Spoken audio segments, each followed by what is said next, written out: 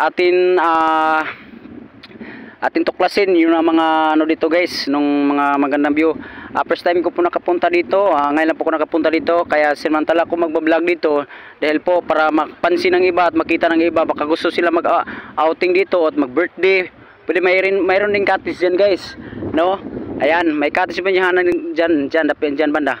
May cottage po yan, 500 pesos po yung cottage na po.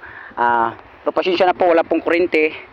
Kaya ganun po. Ito yung isang camera natin guys, no? Nakaharap yun sa atin. Yung isang camera natin nakaharap yun sa atin. Kaya dito po guys, punta po tayo dito. Ayan.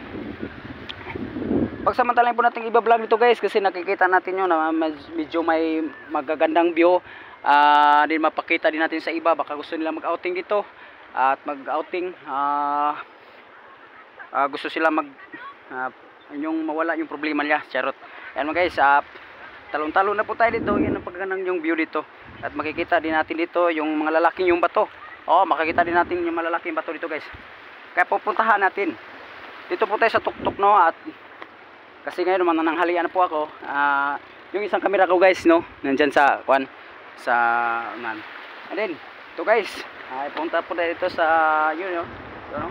Pagpakita nyo pag ganun, no? Parang masarap po pakiramdam. Ayan guys, maraming salamat po sa walang sawang suporta sa akin channel. Thank you.